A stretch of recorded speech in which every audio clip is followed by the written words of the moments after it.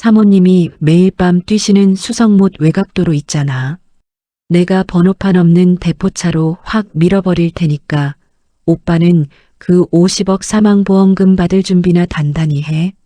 제 남편의 차 안 깊숙한 곳에 숨겨져 있던 낯선 핸드폰. 그 안에서 남편과 남편 회사의 재무팀 여직원이 나누던 대화 녹음 파일입니다. 평범하고 평온했던 제 20년 결혼 생활이 어떻게 하루아침에 산산조각 났는지 그날 아침에 기막힌 우연부터 차근차근 말씀드릴게요. 사연 시작 전에 구독과 좋아요 한 번씩 부탁드립니다. 영상 제작하는데 큰 도움이 됩니다. 안녕하세요. 저는 대구 수성구에 살고 있는 52살 박서연이라고 합니다. 제 남편은 이름만 대면 다들 아는 지역 중견 건설사에서 임원으로 일하고 있어요. 그날은 아침부터 유난히 볕이 따갑고 매미 소리가 시끄러운 한여름이었습니다. 여보, 나 오늘 본사 재무팀이랑 종료 회의가 있어서 엄청 늦을 거야. 아니, 저녁 먹고 들어올 테니까 기다리지 말고 먼저 자. 알았지? 남편이 현관 거울 앞에서 은색 넥타이를 매며 바쁘게 말했죠. 저는 부엌 식탁 위에 올려둔 흑마늘즙을 컵에 따라 건네며 평소처럼 다정하게 인사를 건넸습니다. 남편이 출근하고 난 뒤 저는 소파와 바닥에 아무렇게나 널브러져 있는 남편의 어제 겉옷들을 정리하기 시작했습니다. 어제 하루 종일 사무실에서 서류 작업만 하느라 피곤해 죽겠다며 퇴근하자마자 벗어던진 옷이었죠. 바지 주머니에 남은 동전이나 라이터가 없는지 확인하려고 손을 쑥 집어넣었는데 손끝에 바스락거리는 종이 한 장이 만져졌습니다. 구겨진 영수증이었어요. 무심코 영수증에 찍힌 결제 내역을 확인하던 저는 그 자리에 우뚝 멈춰 서고 말았습니다. 영수증 상단에 찍힌 가맹점 이름이 수성못 외곽도로 셀프 주유소였거든요. 게다가 결제 시간은 어제 오후 4시경이었습니다. 분명 어제 하루 종일 밥 먹을 시간도 없이 본사 사무실에만 박혀 있었다고 했는데 평소 갈 일도 없는 캄캄하고 인적 드문 수성못 뒤쪽 외곽도로에는 왜 간 건지 순간 뒤통수가 서늘해지며 찝찝한 기분이 들었지만 거래처 사람을 몰래 만나고 왔거나 차가 막혀서 외곽으로 돌았겠거니 애써 합리화하며 구겨진 영수증을 식탁 한편에 툭 올려두었습니다. 오전 11시쯤 점심 찬거리를 사러 마트에 가기 위해 지하 주차장으로 내려갔습니다. 제 차는 어제 저녁에 정비소에 엔진오일을 갈러 맡겨둔 터라 남편이 주말에 낚시 갈 때나 가끔 몰고 다니는 큼지막한 사륜구동 은색 차의 열쇠를 챙겨 들었죠. 차 문을 열고 운전석에 올라타 시동을 거는 순간 등골이 오싹해지는 낯선 위화감이 훅 끼쳐왔습니다. 에어컨 송풍구를 타고 차 안가득 낯선 냄새가 퍼지고 있었거든요. 남편이 쓰는 남자 스킨 냄새도 아니고 제가 쓰는 섬유유연제 냄새도 아니었습니다. 머리가 지끈거릴 정도로 달콤하고 진한 20, 30대 젊은 여자들이나 쓸 법한 짙은 향수 냄새가 차 안에 배어 있었습니다. 이상한 건 냄새뿐만이 아니었어요. 무심코 고개를 돌려 옆자리를 본 저는 미간을 팍 찌푸리고 말았습니다. 평소 제가 탔을 때 넉넉하게 뒤로 밀어두었던 조수석 의자가 대시보드 쪽으로 아주 바짝 당겨져 있었거든요. 게다가 등받이는 눕기 편하도록 뒤로 한참 젖혀져 있는 상태였습니다. 누구를 태웠길래 의자를 이렇게 해놨어. 머리 아픈 향수 냄새는 또 뭐고. 저는 신경질적으로 조수석 의자 레버를 당겨 의자를 뒤로 밀고 등받이를 똑바로 세웠습니다. 아침에 식탁에 올려두었던 수성못 외곽도로 영수증과 지금 제 코를 찌르는 이 짙은 향수 냄새가 묘하게 머릿속에서 엉키기 시작했습니다. 하지만 20년을 믿고 산 남편을 함부로 의심할 수는 없었죠. 저는 고개를 강하게 가로저으며 잡생각을 떨쳐내려 애썼습니다. 그리고 엑셀을 밟아 주차장을 빠져나갔습니다. 마트로 향하던 저는 방향 지시등을 켜고 핸들을 크게 꺾었습니다. 아침에 남편의 겉옷 주머니에서 발견했던 영수증에 찍혀 있던 그 길, 수성못 뒤쪽 외곽도로를 타기로 한 겁니다. 마트로 가는 지름길이기도 했지만 남편이 평일 낮에 굳이 이 인적 드문 길을 왜 지나갔는지 제 눈으로 직접 확인해 보고 싶은 마음이 컸습니다. 수성못 외곽도로는 주변에 대규모 아파트 토목 공사장이 있어서 흙먼지를 날리는 대형 화물차들이 쌩쌩 달리는 왕복 2차선 도로였습니다. 밤에는 가로등도 몇 개 없어 아주 캄캄하고 위험한 길이었죠. 제 앞을 달리던 커다란 덤프트럭 한 대가 차선을 급하게 바꾸며 멀어지는 순간이었습니다.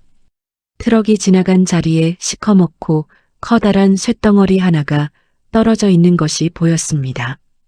피하려고 두 손으로 핸들을 꽉 쥐고 방향을 틀었지만 둔탁한 파열음과 함께 쾅 하는 것엔 충격이 온몸으로 전해졌습니다. 무거운 차체가 크게 휘청거렸고 바퀴가 아스팔트 바닥에 끌리며 찢어지는 소리를 냈습니다. 저는 두 발로 브레이크를 힘껏 밟아 갓길 철제 차단봉 바로 앞에서 간신히 차를 멈춰 세웠습니다. 가쁜 숨을 몰아쉬며 차 밖으로 나가보니 조수석 뒷바퀴가 완전히 터져 바닥에 주저앉아 있었습니다.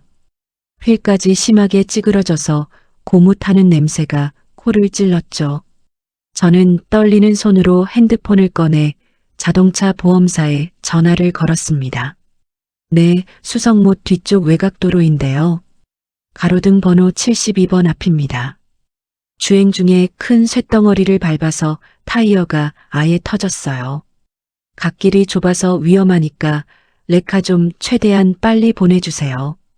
20분쯤 지나 도착한 견인차를 타고 저는 남편이 평소 자주 다니는 동네 단골 카센터로 향했습니다. 카센터 마당에 도착하자마자 사장님이 기름 묻은 장갑을 벗으며 다가오셨습니다.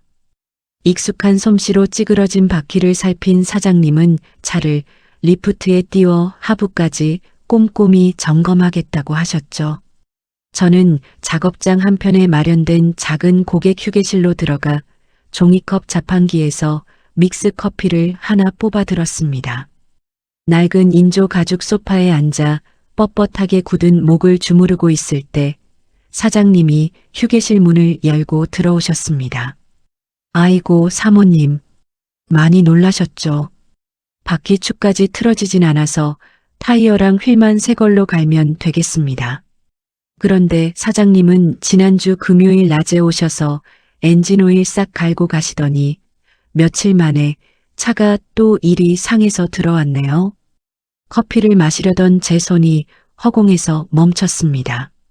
지난주 금요일 낮, 그날은 남편이 본사 재무팀 감사가 들이닥쳤다며 새벽같이 출근해서 토요일 아침에야 파김치가 되어 들어왔던 날이었습니다.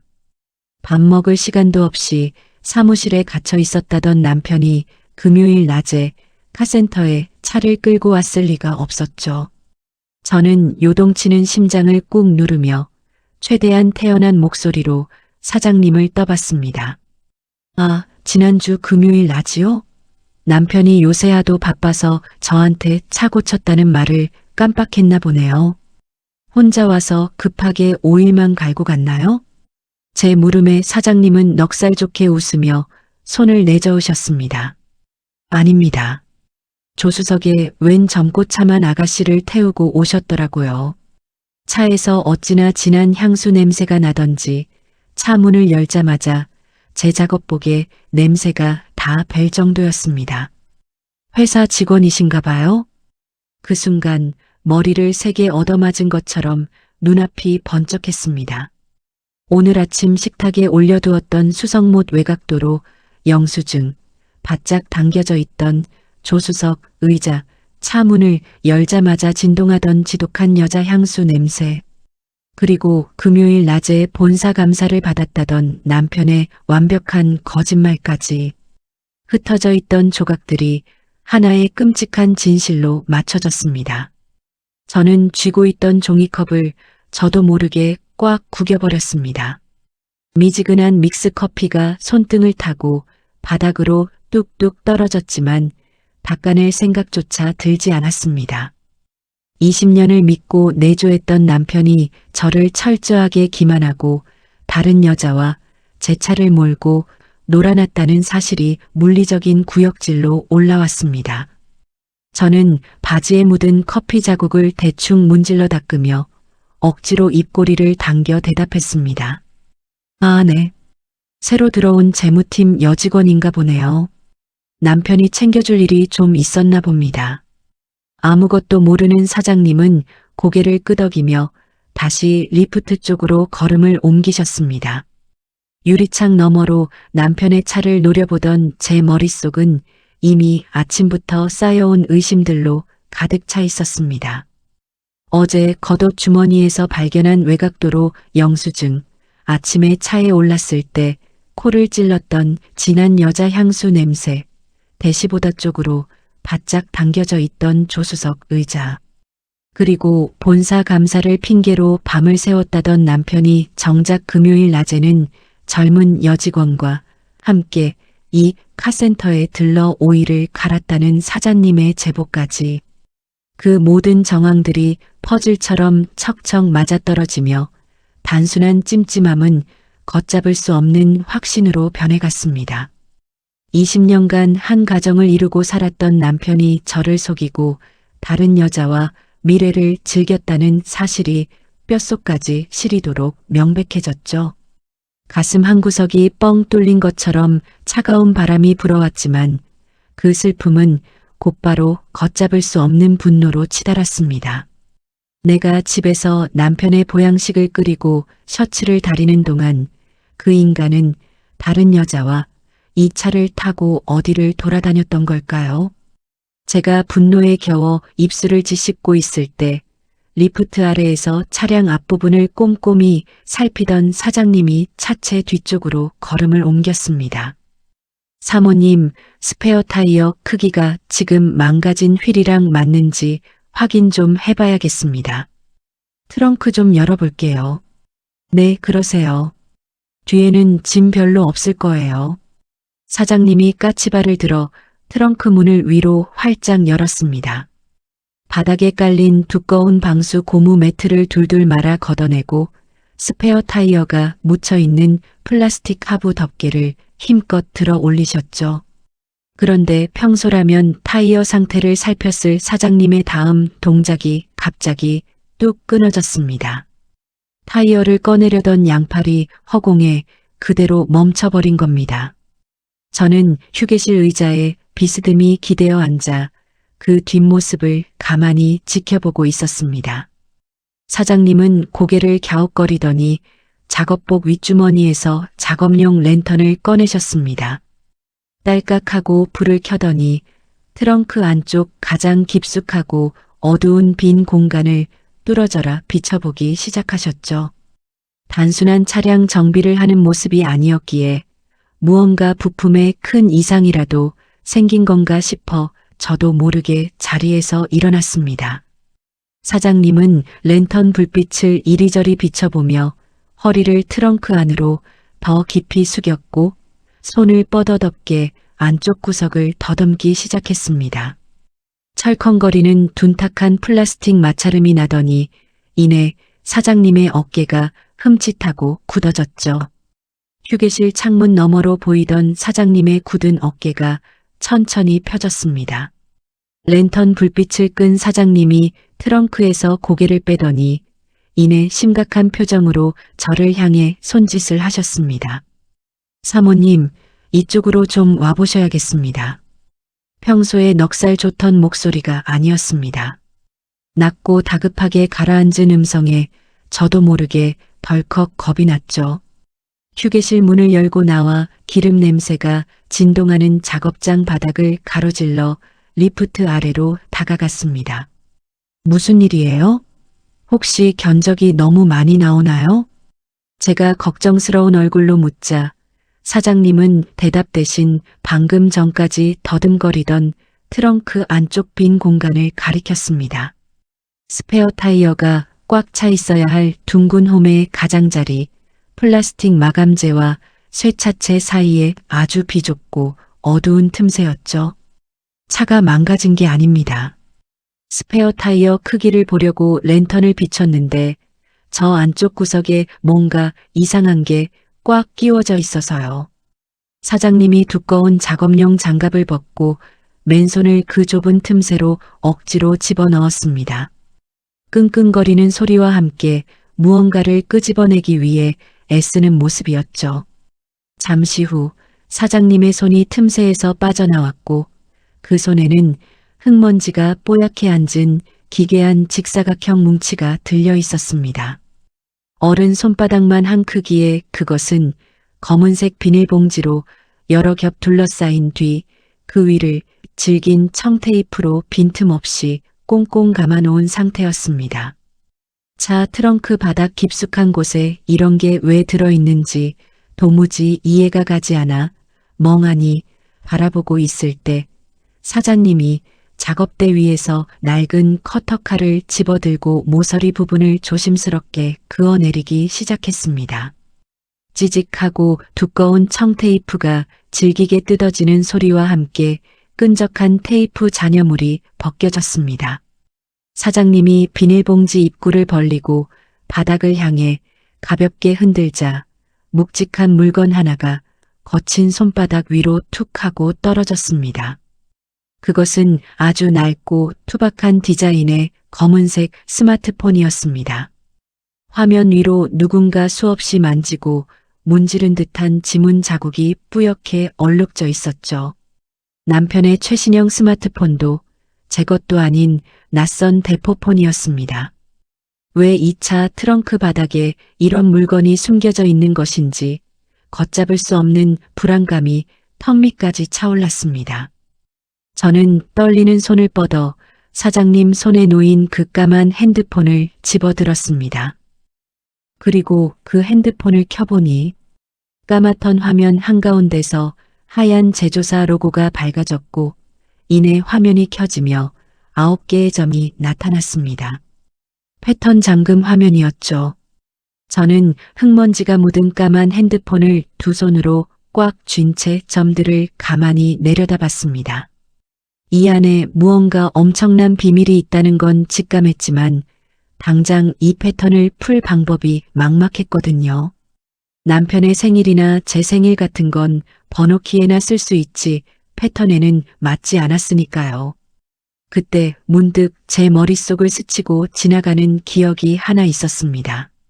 남편은 평소 회사 서류 가방이나 개인 금고, 다이어를 맞출 때 항상 숫자 7을 고집했어요. 영문으로 치면 알파벳 Z 모양으로 꺾이는 동선이었죠. 저는 믿져야 본전이라는 생각으로 오른손 엄지손가락을 화면에 올렸습니다. 맨 위쪽 왼쪽 끝점부터 시작해 지그재그로 Z 모양을 천천히 그어내렸죠. 마지막 점에 손끝이 닿는 순간 짧은 진동과 함께 화면이 환해지며 홈 화면이 열렸습니다. 심장이 갈비뼈를 뚫고 나올 것처럼 거칠게 뛰기 시작했습니다. 저는 가장 먼저 노란색 해바라기 모양의 사진첩 아이콘을 눌렀습니다. 화면을 가득 채운 건 낯선 풍경도 제품 사진도 아니었습니다. 바로 지난주 금요일 본사 재무팀 감사가 들이닥쳐서 밤을 새워야 한다며 집에 들어오지 않았던 바로 그날 날짜가 찍힌 사진들이었죠. 사진 속 장소는 칙칙한 사무실이 아니라 탁 트인 바다가 보이는 부산의 고급 호텔 객실이었습니다. 그리고 그 객실 한가운데서 남편은 하얀 샤워 가운을 입은 젊은 여자와 다정하게 얼굴을 맞대고 있었습니다. 몇 년 전 남편 회사 송년회에서 우연히 인사를 나눴던 재무팀 여직원이었죠. 사진을 옆으로 넘기자 200만 원이 훌쩍 넘는 호텔 룸서비스 결제 영수증 캡처본이 나타났습니다. 그날 밤 제가 밤새워 고생하는 남편을 걱정하며 거실 소파에서 선잠을 설치는 동안 이 두 사람은 부산에서 그들만의 파티를 즐기고 있었던 겁니다. 숨이 턱 막혀왔습니다. 저는 사진첩을 끄고 곧바로 초록색 메신저 앱을 열었어요. 대화창은 단 하나뿐이었습니다. 스크롤을 맨 아래 최근 대화로 내리자마자 어젯밤 남편이 보낸 메시지가 눈에 들어왔습니다. 마누라, 흑마늘 좀 먹이고 방금 재웠어. 이제 눈치 볼 거 없어. 그러자 여자의 답장이 바로 이어져 있었죠. 오빠 수고했네. 그럼 내일 오전에 카센터 간다고 핑계대고 잠깐 볼까? 아, 그랬구나. 아까 카센터 사장님이 남편이 지난주 금요일 낮에 다녀갔다고 한 말이 기억고 퍼즐처럼 맞춰졌습니다. 제가 남편의 피로를 풀어주겠다며 매일 챙겨 먹이던 그 집이 그 인간에게는 저를 일찍 재워버리고 상간녀와 연락하기 위한 수면제 같은 용도였던 겁니다. 어금니를 얼마나 세게 깨물었는지 턱관절이 뻐근해졌습니다. 저도 모르게 왼손에 쥐고 있던 종이컵을 꽉 구겨버렸고 차갑게 식은 남은 커피가 바지 위로 왈칵 쏟아졌지만 축축함조차 느껴지지 않았습니다. 저는 덜덜 떨리는 손가락을 억지로 진정시키며 대화창 스크롤을 위로, 더 위로 끌어올렸습니다. 토가 쏠릴 것 같은 이모티콘과 일상적인 대화들을 기계적으로 넘기던 중 사흘 전 날짜에 멈칫했습니다. 여자가 보낸 짧은 음성 녹음 파일 하나가 있었거든요. 저는 홀린 듯이 그 작은 재생 버튼을 눌렀습니다. 사모님이 매일 밤 뛰시는 수성못 외곽도로 있잖아. 거기가 가로등이 어두워서 밤에는 시야 확보가 안 되거든. 내가 번호판 없는 대포차로 확 밀어버릴 테니까 오빠는 그 50억 사망보험금 받을 준비나 단단히 해. 휴게실 안을 채우는 여자의 목소리는 주말에 어디로 놀러 가자는 듯이 한없이 가볍고 들떠 있었습니다. 하지만 그 내용은 저를 향한 아주 구체적이고 치밀한 살인 계획이었습니다. 수성못 외곽도로. 조금 전 제가 쇳덩어리를 밟아 타이어가 터졌던 바로 그 길이었습니다. 음성 파일 바로 아래에는 고화질 사진 한 장이 첨부되어 있었습니다. 떨리는 손으로 사진을 눌러 확대해 보니 그것은 생명보험 증권이었습니다. 피보험자 박서연, 수익자 남편, 그리고 사망 시 지급되는 보험금의 액수는 정확히 50억 원이었습니다. 서류 맨 밑에는 제 글씨체를 어설프게 흉내낸 가짜 서명이 버젓이 자리 잡고 있었죠. 지난달 남편이 갑자기 제 건강을 챙긴다며 비싼 러닝화를 사왔던 날이 생각났습니다. 밤마다 수성못 외곽으로 나가서 조깅을 하라고 당신 건강은 내가 지키겠다고 다정하게 웃어주던 그 얼굴. 그 모든 게 저를 죽음의 사각지대로 몰아넣기 위한 밑작업이었던 겁니다. 저를 치어 죽이고 50억을 받아 챙겨 그 여자와 새 인생을 시작하려는 완벽한 덫이었습니다. 다리에 힘이 풀려 그 자리에 털썩 주저앉고 말았습니다. 등 뒤로 휴게실 소파 모서리가 딱딱하게 부딪혔지만 아픔도 느껴지지 않았죠. 그때 유리문을 열고 들어오던 사장님과 눈이 마주쳤습니다. 엎질러진 커피와 제 창백한 얼굴을 본 사장님이 기겁하며 달려오셨죠. 사모님, 왜 그러십니까? 어디 편찮으세요? 119 부를까요? 저는 대답 대신 덜덜 떨리는 손으로 켜진 대포폰을 내밀었습니다. 영문을 모르고 화면을 받아든 사장님의 시선이 카톡 대화방과 50억짜리 생명보험 증권 위를 빠르게 훑고 지나갔습니다. 이내 사장님의 낯빛도 잿빛으로 변하더니 짧은 탄식을 내뱉으셨습니다. 아이고 미친 인간들. 저는 바닥을 짚고 비틀거리며 일어났습니다. 가방을 챙겨 들고 당장 경찰서로 가겠다고 가서 이 악마 같은 놈들을 다 잡아넣겠다고 소리쳤죠. 하지만 사장님이 제 어깨를 단단히 붙잡아 세웠습니다. 사모님, 제발 진정하십시오. 지금 이대로 들고 뛰어봤자 저놈들이 농담이었다고 발뺌하면 경찰도 당장 어쩌지 못합니다.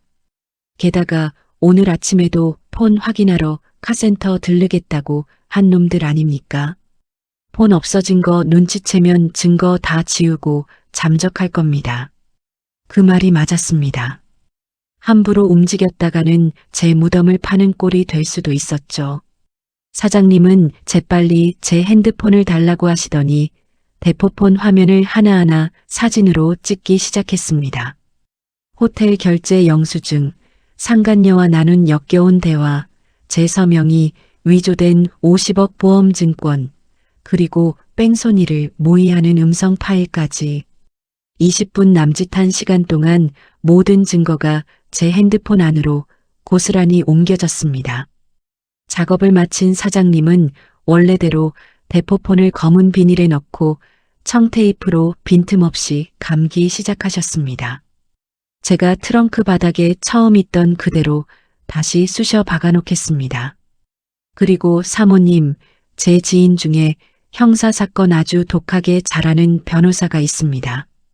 사장님이 주머니에서 구겨진 명함 하나를 꺼내 제 손에 쥐어주셨습니다. 내일 아침 일찍 이쪽으로 가보십시오. 오늘 밤은 무조건 절대 아무것도 모르는 척 하셔야 합니다. 티내시면 사모님이 위험해집니다. 저는 새 타이어로 교체된 차를 몰고 집으로 돌아왔습니다. 저녁 시간이 어떻게 흘러갔는지 기억도 나지 않습니다. 거실 소파에 앉아 벽시계의 초침 소리만 듣고 있었죠. 밤 11시가 다 되어서야 현관 도어록이 삐리릭 하고 열렸습니다. 아이고 죽겠다. 재무팀 놈들 때문에 사람 명줄이 줄어든다니까. 남편이었습니다.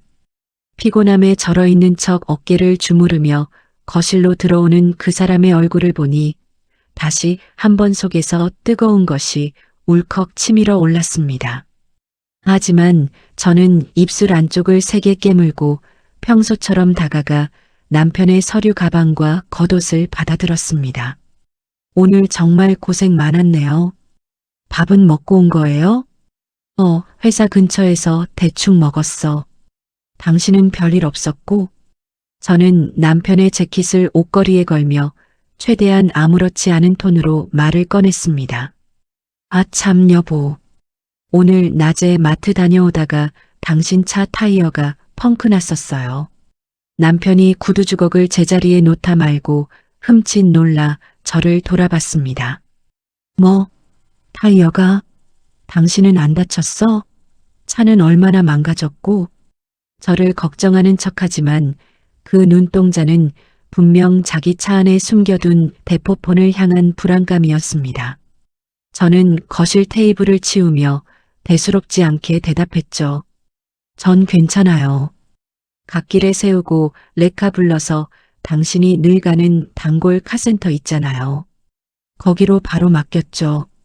제가 카센터 이름을 입에 올리자 남편의 얼굴 근육이 미세하게 경직되는 게 보였습니다. 저는 이 타이밍을 놓치지 않고 남편을 똑바로 쳐다보며 넌지시 던졌습니다.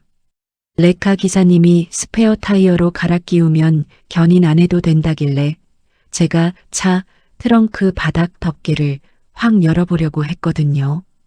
그 순간 넥타이를 느슨하게 풀려던 남편의 두 손이 허공에 딱 멈췄습니다. 눈이 튀어나올 듯이 커졌고 숨소리조차 들리지 않았죠. 트렁크? 그래서 트렁크 열었어? 덮개 들어 올렸냐고. 뭐 건드린 거 없어?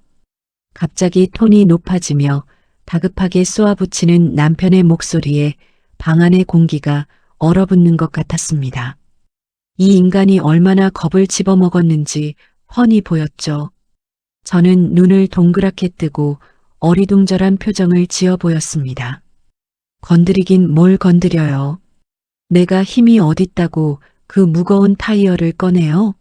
그냥 카센터로 견인해서 통째로 새 걸로 갈아 끼웠어요. 스페어 타이어는 열어보지도 않았고요. 그제야 남편의 굳어있던 어깨가 훅 떨어졌습니다. 그가 길고 깊은 안도의 한숨을 내쉬는 게 눈으로 보일 정도였죠. 아, 그래, 잘했네. 무겁게 당신이 그걸 왜 건드려.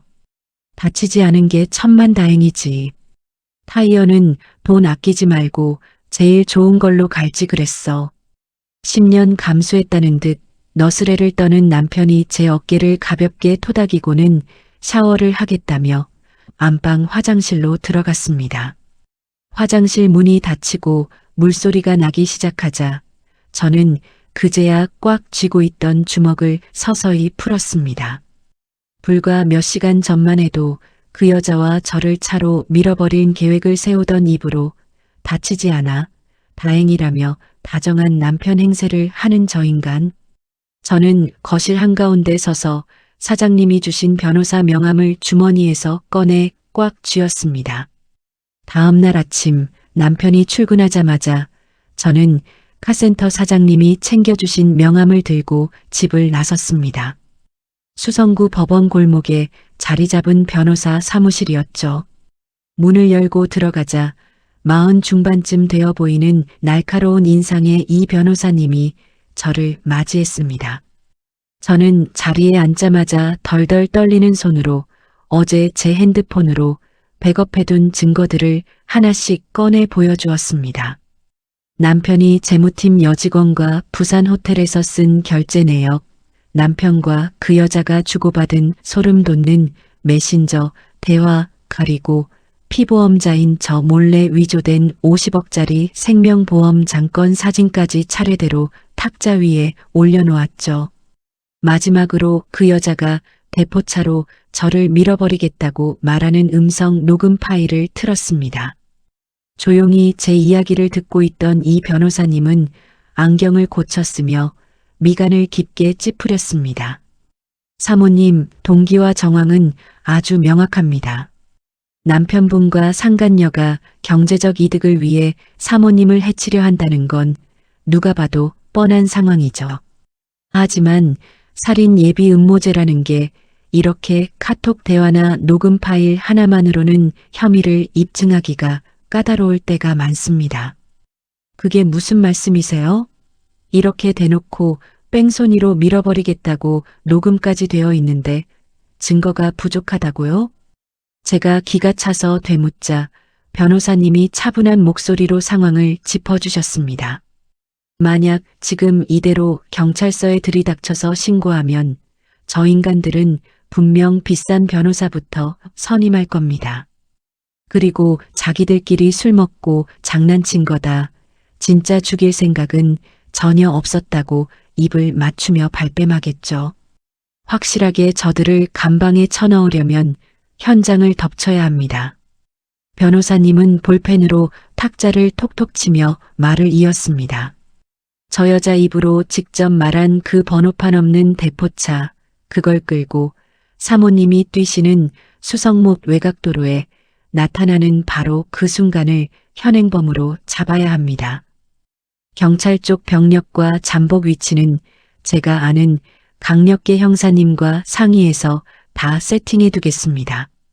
사모님은 딱 하나만 해주시면 됩니다. 변호사님은 저와 눈을 똑바로 맞추며 단호하게 말했죠. 며칠만 남편분께 완벽하게 속아주십시오. 그리고 남편분 입에서 먼저 조깅을 권하게 만들어서 나가는 정확한 날짜와 시간을 확정 지어주세요. 그놈들이 함정을 파게 놔두고 우리가 역으로 그 함정을 덮치는 겁니다. 그로부터 이틀 뒤 저녁이었습니다. 평소보다 30분 일찍 도어록을 열고 들어온 남편의 손에는 백화점 로고가 선명하게 박힌 커다란 쇼핑백이 들려 있었죠. 여보, 나왔어. 이거 한번 열어봐. 남편이 거실 테이블 위에 쇼핑백을 올려놓으며 콧노래를 흥얼거렸습니다. 겉옷을 받아 걸던 제가 다가가 상자를 열자 새 가죽 냄새가 물씬 풍기는 고가의 브랜드 러닝화가 들어있었죠. 눈이 부실 정도로 새하얀 신발이었습니다. 갑자기 웬 신발이에요? 내 건가요? 당신 요새 통 운동 못했잖아. 며칠 전에 보니까 다리도 좀 붓는 것 같고 집에만 있지 말고 저녁에 선선할 때 밖에서 좀 뛰어. 당신 챙기는 건 나밖에 더 있어? 남편이 아주 다정한 남편 행세를 하며 제 어깨를 감싸주었습니다. 가증스러운 입술로 제 건강을 챙기는 척하는 그 인간을 보며 저는 뱃속 깊은 곳에서 구역질이 올라오는 것을 애써 꾹 눌러 참았습니다. 50억짜리 사망보험금을 타내기 위해 아내에게 죽음의 문턱으로 걸어나가라고 친절하게 신발까지 사다 바치는 꼴이었으니까요. 저는 남편이 원하는 대로 완벽하게 낚여주기로 했습니다. 억지로 입꼬리를 끌어올려 웃어 보이며 신발을 꺼내 들었죠. 마침 잘 됐네요. 안 그래도 찌뿌둥해서 조깅을 다시 시작할까 생각 중이었거든요. 신발 푹신하고 참 좋네요. 제 입에서 조깅이라는 단어가 나오자마자 남편의 눈동자에 순간적으로 섬뜩한 화색이 도는 게 보였습니다. 그는 서둘러 제 맞은편 소파에 바짝 다가앉으며 물었죠. 그래, 아주 잘 생각했네. 언제부터 뛸 거야? 예전에 뛰던 그 수성못 뒤쪽 외곽도로 코스로 다시 갈 거지? 질문을 쏟아내는 남편의 목소리에는 다급함과 기대감이 끈적하게 묻어 있었습니다. 당장이라도 화장실로 숨어 들어가 그 내연녀에게 연락해 대포차를 준비시키고 싶어 안달이 난 표정이었죠. 저는 남편과 시선을 정확히 맞추고 한 글자 한 글자 또렷하게 대답했습니다. 네, 거기가 밤에는 차도 없고 한적해서 뛰기 좋잖아요. 당장 내일 밤부터 나갈게요. 당신이랑 저녁 먹고 소화 좀 시킨 다음에 밤 9시에 딱 맞춰서 나가는 게 좋겠어요. 내일 밤 9시. 외곽도로. 그래, 그거 아주 딱 좋네. 내가 내일은 일찍 들어와서 저녁 차려놓을 테니까 당신은 든든하게 먹고 운동 다녀와. 남편은 계획이 완벽하게 성사되었다는 듯 제 무릎을 두어 번 두드리고는 기분 좋게 안방으로 옷을 갈아입으러 들어갔습니다. 남편의 등 뒤로 방문이 굳게 닫히는 소리를 확인한 저는 거실에 홀로 서서 손에 들린 새하얀 러닝화를 바닥에 툭 던져버렸습니다.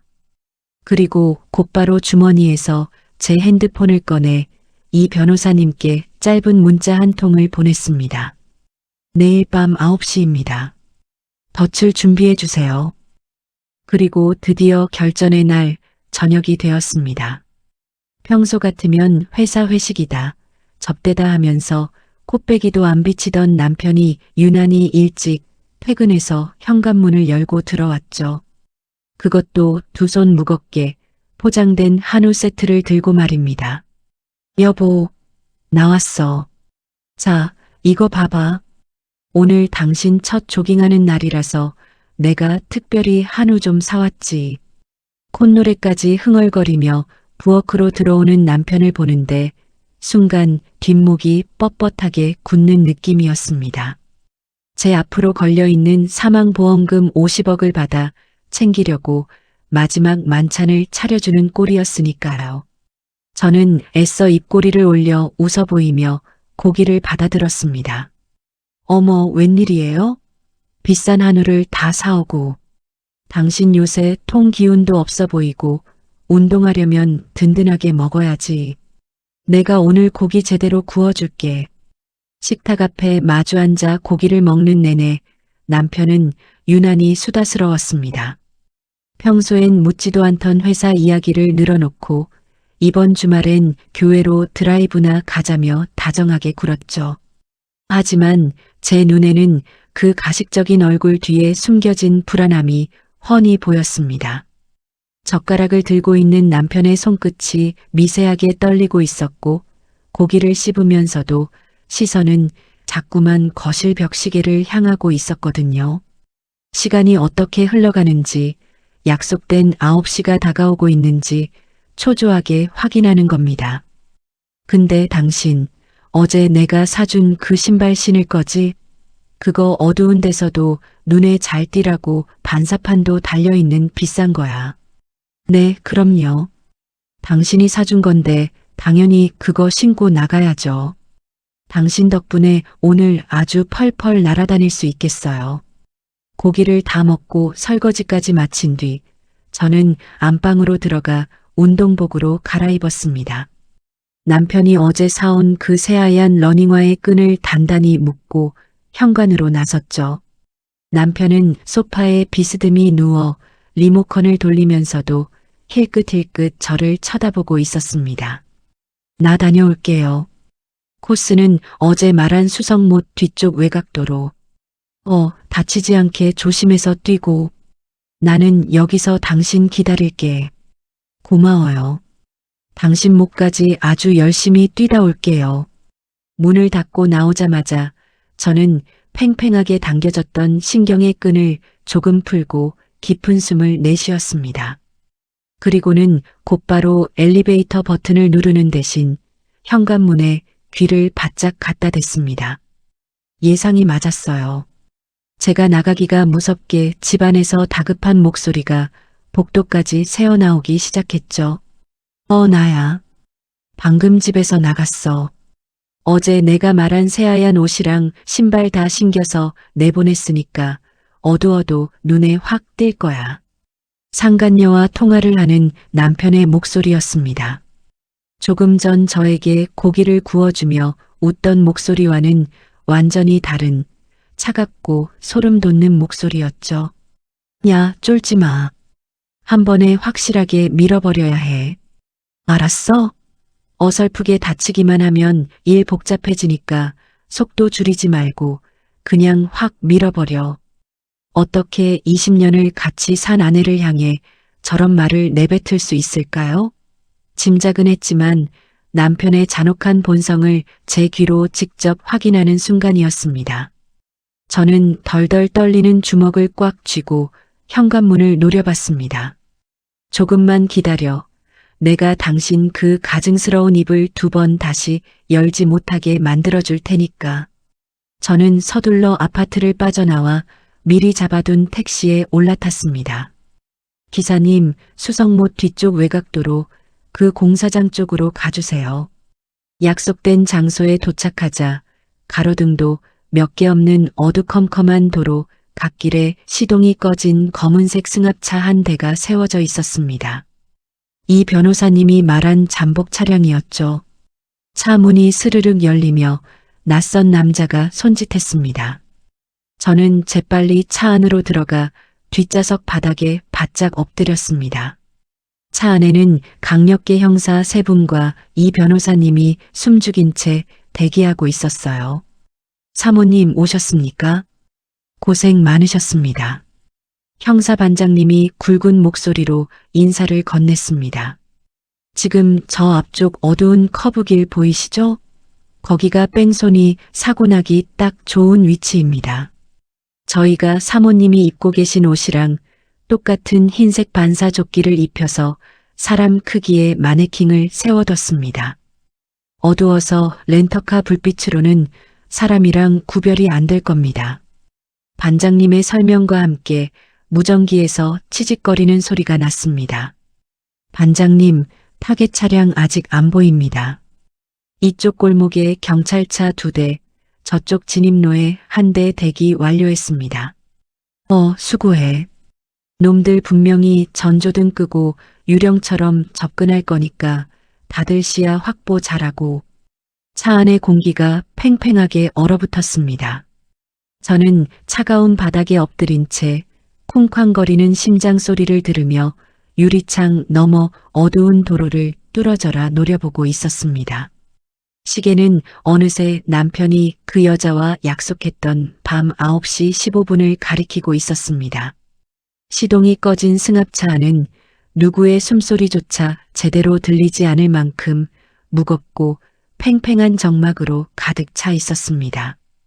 제 뺨에 닿은 차가운 바닥 매트의 뻣뻣한 촉감과 앞자리에 앉은 형사반장님의 무전기에서 일정한 간격으로 깜빡이는 붉은 불빛만이 지금 제가 마주한 기막힌 현실을 깨닫게 해주고 있었죠. 저는 뒷좌석 바닥에 바짝 엎드린 채 틴팅이 진하게 들어간 유리창 너머로 저 멀리 세워진 마네킹을 뚫어져라 노려보았습니다. 칠흑 같은 어둠 속에서도 제가 입고 나온 것과 똑같은 새하얀 반사조끼가 희미하게 제 존재감을 드러내고 있었어요. 그 하얀 불빛을 가만히 바라보고 있자니 어제 저녁 거실 소파에서 남편이 짓던 그 다정한 미소가 다시금 떠올라 속이 뒤집혔습니다. 외곽도로는 가로등이 없어서 밤에 엄청 어두워. 근데 잘 뛰어야 사고가 안 나지. 이거 꼭 입고 뛰어, 응? 저를 걱정하는 척하며 반사조끼의 찍찍이를 직접 여며주던 그 손길. 그건 아내의 안전을 챙기는 남편의 따뜻한 배려가 아니었습니다. 어두운 국도변에서 그 여자가 저를 단번에 알아보고 대포차로 들이받기 쉽도록 제 몸에 아주 크고 선명한 관역을 손수 그려준 거였죠. 며칠 전 남편이 제 통장 내역을 보며 제 명의로 된 생명보험 자동이체가 제 날짜에 잘 빠져나가고 있는지 유난히 꼼꼼하게 확인하던 모습도 스쳐 지나갔습니다. 연말정산 서류 때문이라고 대수롭지 않게 둘러댔지만 결국 그건 짐승을 낭떠러지로 밀어버리기 직전 마지막으로 덫을 점검하는 소름 돋는 과정이었던 겁니다. 50억이라는 돈 앞에서 20년이라는 부부의 세월은 그토록 완벽하게 조롱당하고 있었습니다. 주먹을 꽉 쥔 손바닥 안으로 손톱이 깊게 파고들었지만 아픔 같은 건 전혀 느껴지지 않았습니다. 어느덧 시계의 숫자가 9시 20분을 넘어가고 있었습니다. 이놈들, 왜 이렇게 늦어? 혹시 낌새를 채고 안 나타나는 거 아닙니까? 조수석에 앉은 젊은 형사 한 명이 초조한 듯 목을 빼며 몸을 뒤척였습니다. 이 변호사님이 제 어깨를 가볍게 짚으며 흔들림 없이 기다리자는 무언의 위로를 건네던 바로 그 순간이었죠. 취직 반장님, 타겟 차량 진입했습니다. 무전기의 날카로운 기계음이 승합차 안에 짓눌린 공기를 단숨에 찍고 울렸습니다. 차 안에 있던 모든 사람의 호흡과 움직임이 일제히 멈췄습니다. 전조등 완전히 끄고 진입했습니다. 차종 확인, 번호판 없는 검은색 렌터카 맞습니다. 시속 60 정도로 커브길 향해 서서히 올라오고 있습니다. 저는 엎드린 채로 상체를 살짝 들어 유리창에 이마를 바짝 댔습니다. 가로등 불빛 하나 닿지 않는 굽은 도로의 저쪽 끝에서 거대한 검은 그림자 하나가 소리 없이 아스팔트 위를 기어 올라오는 것이 보였습니다. 덜덜 떨리는 두 손으로 입을 꽉 틀어막았습니다. 며칠 전 카센터에서 들었던 그 녹음 파일 속 여자가 말했던 바로 그 대포차였습니다. 번호판도 불빛도 하나 없이 오직 저의 목숨을 앗아가기 위해 어둠 속에 숨어 덤치러 온 거였죠. 타겟과 거리 200m, 속도 안 줄입니다. 70, 80. 타겟 확인하고 엑셀 밟았습니다. 무전기 너머로 들려오는 다급한 목소리와 함께 정적을 깨고 도로를 울리는 거친 엔진 배기음 소리가 승합차 창문을 뚫고 생생하게 파고들었습니다. 우웅하는 짐승 같은 기계음이 점점 더 빠르고 가깝게 다가왔습니다. 검은색 렌터카는 브레이크를 밟기는커녕 오히려 마네킹이 입고 있는 하얀 반사조끼를 향해 방향을 정확히 틀며 맹렬한 속도로 돌진하기 시작했습니다. 저 끔찍한 쇳덩어리의 운전대를 잡고 있는 그 여자는 지금 어떤 표정을 짓고 있을까요? 저 하얀 조끼를 입고 서 있는 게 20년을 남편 뒷바라지만 하며 살아온 미련한 본처 박서연이라고 확신하고 있겠죠. 저것만 그대로 차로 뭉개버리면 모든 걸림돌이 사라지고 내일 당장 50억을 손에 쥐어 남편과 화려한 새 인생을 살 수 있을 거라고 착각하며 엑셀러레이터가 부서져라 발을 지니기고 있을 겁니다. 거리 50m, 40m 그대로 밀고 들어옵니다. 반장님, 지금입니다. 무전기에서 다급한 고함이 터져나옴과 동시에 헤드라이트조차 켜지 않은 시커먼 흉기가 가짜 미끼를 향해 미친 듯이 날아들었습니다. 제 심장도 터질 듯이 요동치던 찰나 조수석의 형사반장님이 손에 쥐고 있던 무전기 송신 버튼을 거칠게 눌렀습니다. 전 병력, 지금 당장 덮쳐. 반장님의 고함이 무전기를 타고 울려 퍼지는 것과 거의 동시에 칠흑 같았던 수성못 외곽도로 곳곳에서 시뻘건 경광등 불빛이 폭발하듯 번쩍였습니다. 숨죽이고 매복해 있던 경찰차 세대가 미친 듯이 사이렌을 울리며 좁은 골목길과 진입로에서 일제히 튀어나왔죠. 기익 쾅! 귀를 찢는 듯한 타이어 마찰음과 함께 엑셀을 끝까지 밟고 돌진하던 검은색 렌터카가 다급하게 급브레이크를 밟았습니다. 차체가 좌우로 심하게 요동치더니 하얀 반사조끼를 입은 마네킹을 불과 한 뼘 앞두고 아스팔트 바닥에 흉측한 스키드 마크를 남기며 멈춰 섰습니다. 그 즉시 양방향에서 달려온 경찰차들이 렌터카의 앞뒤 퇴로를 물샐 틈 없이 겹겹이 막아섰습니다. 당장 시동 끄고 차에서 내려. 차 문을 박차고 나간 형사들이 삼단봉을 꺼내 들고 렌터카 운전석 쪽으로 달려들었습니다. 차 안에 여자가 문을 잠그고 버티려 하자 반장님이 망설임 없이 삼단봉으로 운전석 유리창을 거칠게 내리쳤습니다. 쨍그랑하는 파열음과 함께 유리창이 산산조각 났고 형사들이 차 문을 강제로 열어젖혔습니다. 어두운 차 안에서 질질 끌려 나온 사람은 바로 남편의 대포폰 사진 속에서 하얀 샤워 가운을 입고 웃고 있던 그 젊은 재무팀 여직원이었습니다. 살인 미수 현행범으로 바닥에 엎드려 제압당한 그 여자는 얼굴이 백지장처럼 질린 채 사시나무 떨듯 온몸을 덜덜 떨고 있었죠. 철컥 하고 수갑이 채워지는 차가운 금속 소리가 도로에 울려 퍼졌습니다. 저는 승합차 뒷좌석에 꼿꼿하게 앉아 그 모든 과정을 두 눈을 부릅뜨고 지켜보았습니다. 제 목숨을 앗아가려던 인간의 초라하고 비참한 최후였습니다.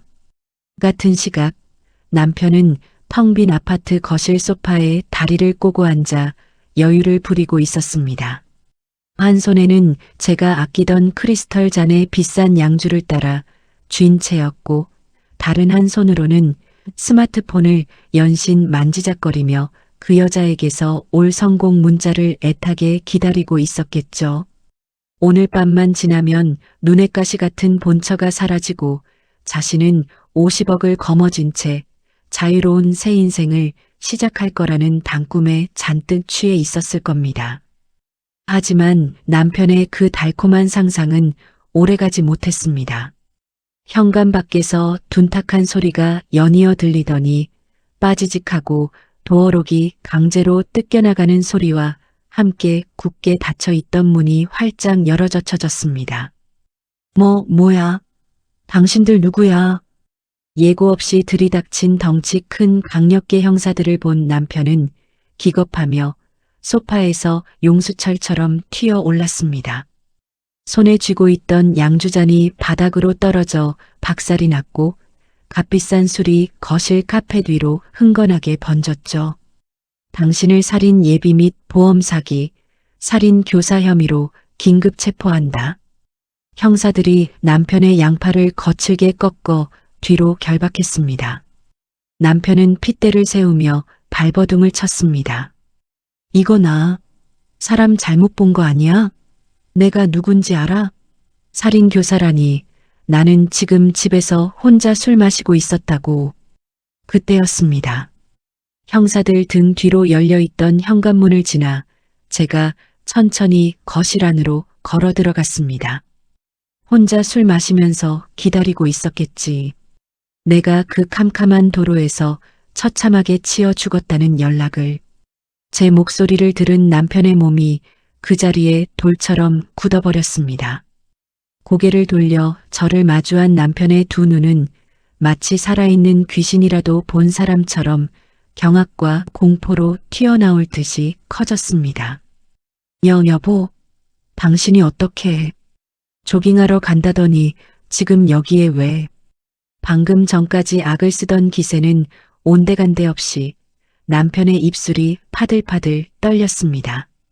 며칠 전 외곽도로 코스를 확인하며 가증스럽게 웃어주던 그 자신감 넘치던 얼굴은 완전히 뭉개져 있었죠. 저는 남편의 얼굴에서 시선을 거두고 제가 신고 있는 새하얀 러닝화를 가볍게 내려다보며 툭 던졌습니다. 50억 못 받아서 어쩌나.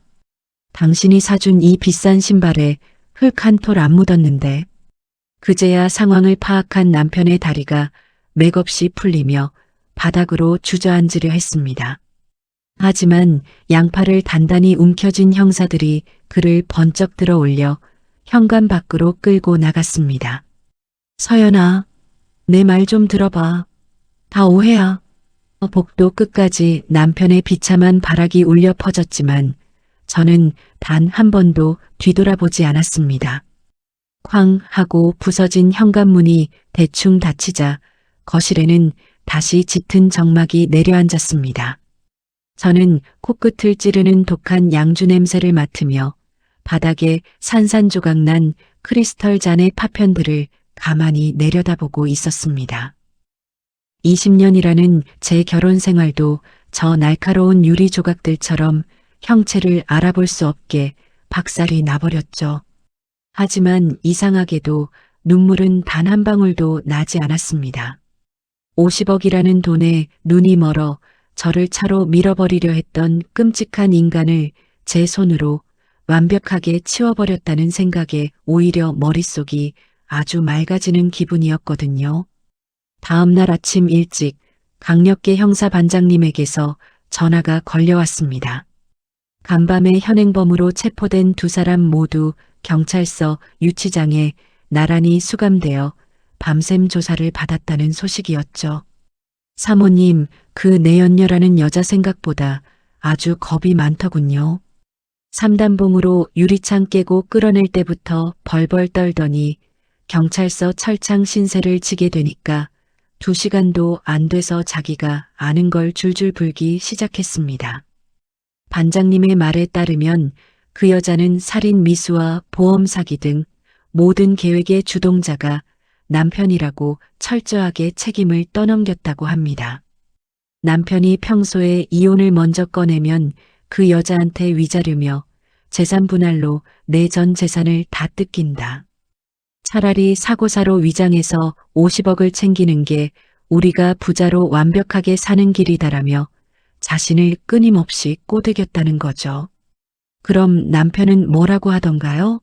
순순히 자백을 하던가요? 제가 묻자 반장님이 코웃음을 치며 대답하셨습니다.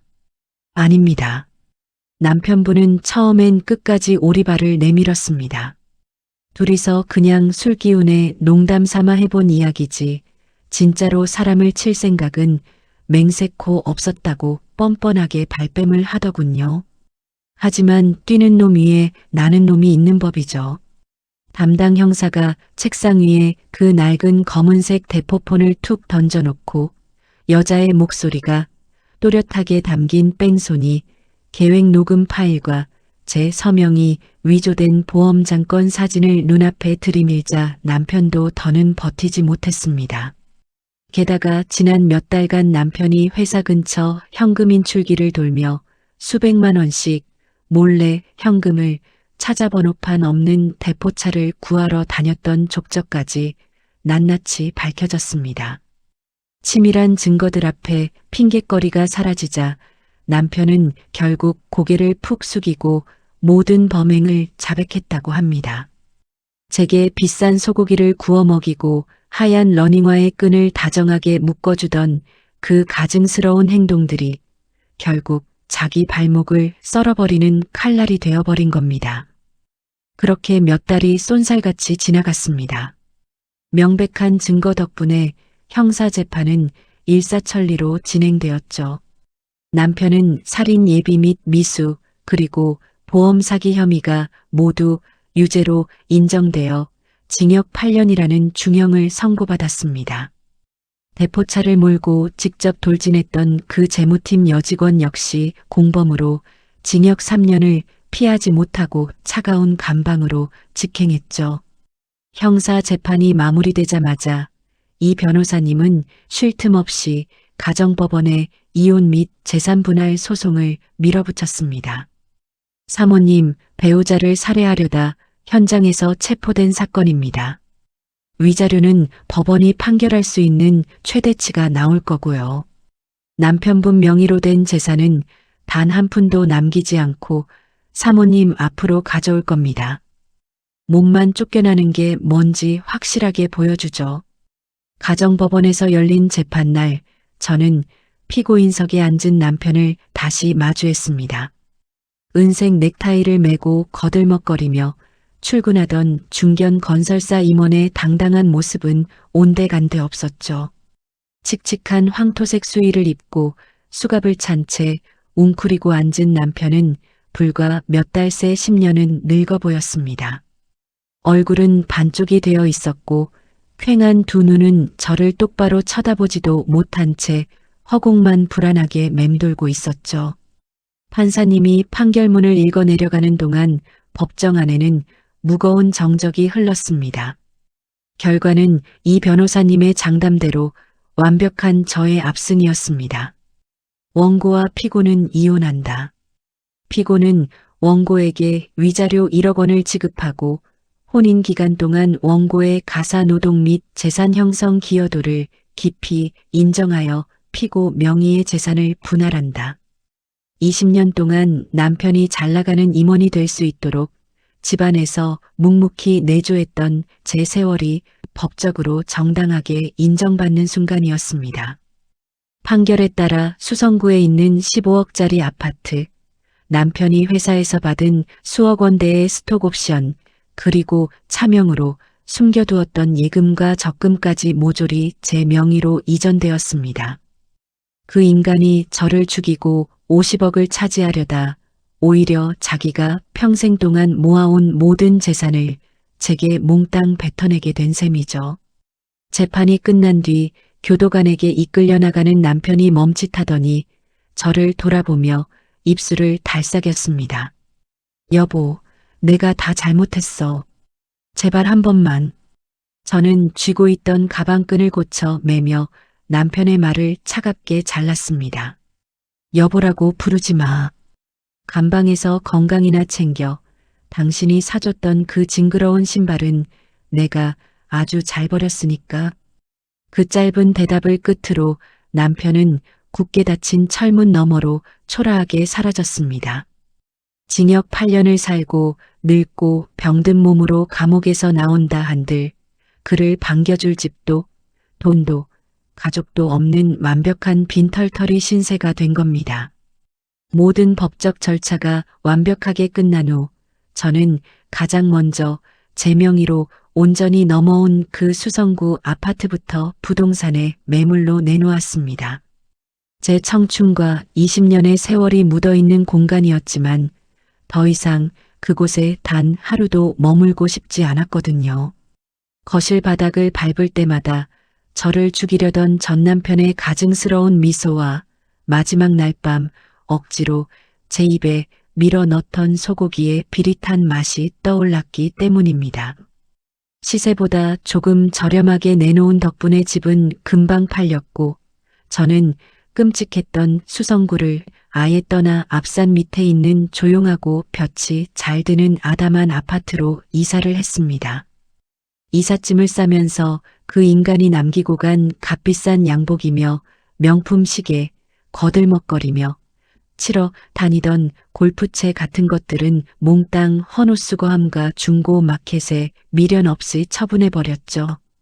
텅 빈 새 집에 오직 저만의 짐만 간소하게 채워넣고 나니 비로소 제 어깨를 짓누르던 무거운 짐 덩어리를 털어낸 기분이 들었습니다. 그렇게 새 집에서 평화로운 일상에 적응해 가던 어느 날이었습니다. 마트에 가려고 우편함을 열었는데 익숙한 글씨체가 적힌 누런 서류 봉투 하나가 꽂혀 있더라고요. 발신인 란에는 붉은색 관인과 함께 대구교도소라는 글자가 떡하니 찍혀 있었죠. 봉투를 만져보니 제법 두툼한 것이 아마도 감옥 안에서 구구절절 자기 변명과 후회를 늘어놓은 반성문이거나 제발 이혼만은 취소해 달라는 구차한 매달림일 게 뻔했습니다. 예전 같았으면 손을 떨며 봉투를 뜯어보고 그 안에 적힌 활자들을 보며 또 며칠 밤을 괴로워했겠죠. 하지만 저는 현관에 서서 그 누런 봉투를 가만히 내려다보다가 곧장 부엌 싱크대로 걸어갔습니다. 서랍에서 가스라이터를 꺼내 단 한 번의 망설임도 없이 봉투 끝에 불을 붙였죠. 파르르 소리를 내며 타들어가는 봉투를 차가운 싱크대 볼 안에 툭 던져 넣었습니다. 시커먼 연기가 피어오르며 그 인간의 구차한 변명과 미련들이 제가 되어 바닥으로 바스라졌습니다. 내가 감방에서 평생을 썩든 말든 이제 내 사정은 내 알 바가 아니야. 저는 수도꼭지를 틀어 거세게 쏟아지는 물로 그 시커먼 잿더미들을 하수구 구멍으로 시원하게 흘려보냈습니다. 제 20년 결혼 생활의 마지막 찌꺼기까지 완벽하게 씻겨 내려가는 순간이었죠. 계절이 바뀌고 어느덧 선선한 가을바람이 불기 시작한 아침이었습니다. 저는 일찍 눈을 떠 부엌 창문을 활짝 열어두고 원두를 갈아 천천히 핸드드립 커피를 내리고 있었어요. 뜨거운 물을 부을 때마다 집 안가득 퍼지는 구수한 커피 향을 맡고 있자니 문득 고무타는 냄새가 진동하던 그날의 카센터 마당이 떠올랐습니다. 저는 주머니에서 핸드폰을 꺼내 저장해둔 번호를 꾹 눌렀습니다. 신호음이 몇 번 가지 않아 쇳소리가 섞인 카센터 사장님의 활기찬 목소리가 들려왔습니다. 아이고 사모님, 그동안 잘 지내셨습니까? 안 그래도 며칠 전에 사모님이 보내주신 갈비 세트 아주 기가 막히게 잘 구워 먹었습니다. 뭘 그런 걸 다 보내셨습니까? 사장님 잘 지내셨어요? 고기 맛있게 드셨다니 다행이네요. 사장님이 제 생명의 은인인데 그깟 고기가 대수겠어요. 저는 창틀에 기대어 따뜻한 커피잔을 양손으로 꽉 감싸쥐었습니다. 그날 사장님이 제 차 트렁크 구석을 랜턴으로 비춰주지 않으셨다면, 그리고 덜덜 떠는 제 핸드폰으로 증거를 다 찍어주지 않으셨다면, 저는 아마 지금 이 세상 사람이 아니었을 거예요. 저한테 남은 인생을 다시 살게 해주셔서 정말 감사합니다. 제 말에 전화기 너머로 한참 동안 기분 좋은 너털 웃음이 흘러나왔습니다. 사모님이 억울하게 당하지 않으시고 씩씩하게 잘 이겨내신 덕분이지요. 앞으로는 차에 펑크 날 일 없이 아주 뻥 뚫린 평탄한 길만 달리실 겁니다. 백내 두루 평안하시고 또 근처 지나실 일 있으면 언제든 믹스 커피 한잔하러 오십시오. 네, 사장님. 정말 고맙습니다. 전화를 끊고 나니 마음이 방금 닦아낸 유리창처럼 투명하고 개운해졌습니다. 창밖으로는 교복을 입은 학생들과 바쁘게 출근하는 사람들의 활기찬 발걸음이 끊임없이 이어지고 있었고, 기분 좋은 아침 햇살이 거실 마루를 타고 제 발끝까지 길게 들어와 온기를 더해주고 있었습니다. 저는 의자를 당겨 식탁에 편안하게 앉아 모락모락 김이 피어오르는 커피를 한 모금 깊게 머금었습니다. 그렇게 저는 살아가고 있답니다. 긴 이야기 들어주셔서 감사합니다. 여러분, 오늘의 사연 어떻게 들으셨나요? 듣는 내내 저도 모르게 두 주먹을 꽉 쥐게 되는 정말 충격적이고 소름 돋는 이야기였어요. 20년이라는 긴 세월 동안 묵묵히 내조하며 살아온 아내를 50억이라는 돈에 눈이 멀어 캄캄한 도로 위에 내몰려 했던 남편. 인간의 탐욕이 얼마나 무서운지, 그리고 가장 가까웠던 사람의 배신이 얼마나 끔찍할 수 있는지 여실히 보여주는 사건이었죠.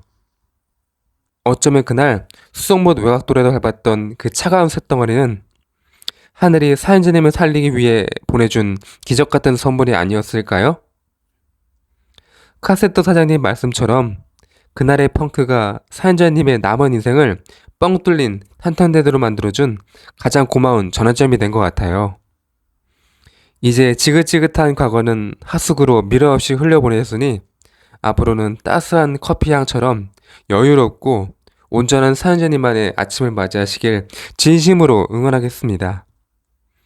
시청자 여러분도 오늘 하루 곁에 있는 진짜 소중한 사람들과 평안한 시간을 보내시길 바라며 오늘 사연은 여기서 마치겠습니다. 사연자님의 통쾌한 결말에 속이 뻥 뚫리셨다면 구독과 좋아요 그리고 따스한 응원의 댓글 한마디 부탁드리겠습니다. 긴 사연 함께 해주셔서 감사드립니다. 편안한 하루 보내세요.